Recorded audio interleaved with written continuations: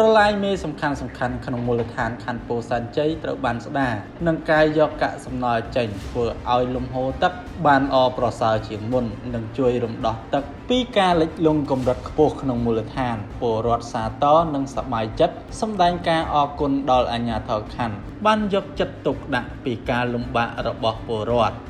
លោកប៉ាងលីដាអភិបាលរងខណ្ឌពោធិ៍សែនជ័យទទួលបន្ទុកការងារសណ្ដាប់ធ្នាប់និងសាធារណការបានឲ្យដឹងថាដោយមានការជំរុញពីថ្នាក់ដឹកនាំក្រសួងពាក់ព័ន្ធក៏ដូចជារដ្ឋបាលរាជធានីភ្នំពេញកិច្ចការកាយស្ដារប្រព័ន្ធលូនិងប្រឡាយរំដោះទឹកគឺទាមទារឲ្យមានការចូលរួមសហការល្អពីគ្រប់មជ្ឈដ្ឋានពាក់ព័ន្ធទាំងអស់ជាពិសេសពលរដ្ឋដែលរស់នៅជាប់ទីតាំងប្រឡាយផ្ទាល់តែម្ដងលោកបន្ថែមថាបច្ចុប្បន្នប្រឡាយមេសំខាន់ជាច្រើនត្រូវបានកាយបានធំដើម្បីបើកមុខទឹកនិងកាយជម្រៅទៅក្រោមឲ្យបានជ្រៅដើម្បីទទួលទឹកក្នុងបរិមាណច្រើន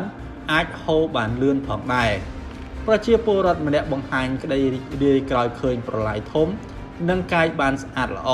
និងគាំទ្រចំពោះសកម្មភាពយកចិត្តទុកដាក់របស់អាជ្ញាធរមូលដ្ឋានដែលគិតគូរលើការងារប្រព័ន្ធលូបង្ហូរទឹកនេះលោកសង្ឃឹមជឿជាក់ថានឹងលែងមានការជន់លិចដូចសពដងដែលពេលភ្លៀងកន្លងមកគឺជន់លិចហូរកាត់ផ្លូវ